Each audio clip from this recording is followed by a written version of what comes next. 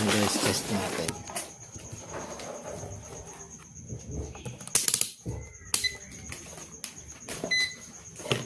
Ayan, meron siyang power.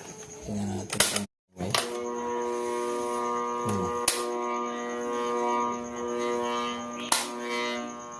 Ayan, baka pumutok pa yung motor. Guys, buksan natin.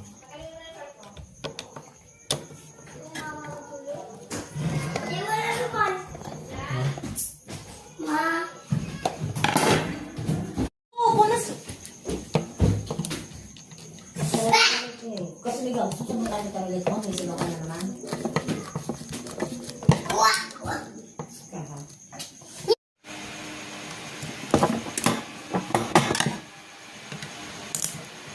Tingnan bilit na.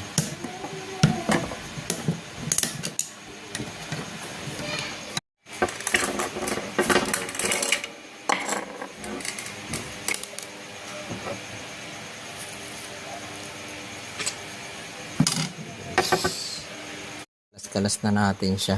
Ang problema na ito, itong bushing nandun sa loob niya, papalitan natin. Ibuksan natin to para palitan ng bushing. Yan guys yung itsura ng bushing. Yan. Papalit natin yan kasi nabupudpud kasi ito. Papalit natin mga bushing. Yan guys, papalitan natin. Platin lang natin to.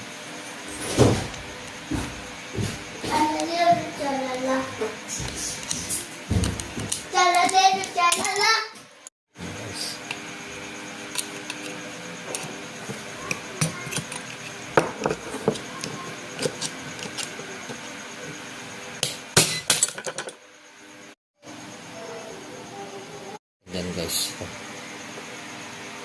bushing na to yan, bago.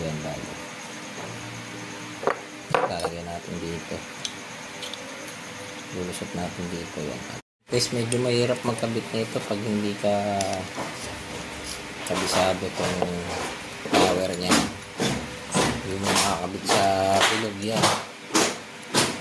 Guys, medyo mahirap na magkabit na ito, naipasok na natin siya. Sakan lang yung gilid. Ipasok natin ang maganda.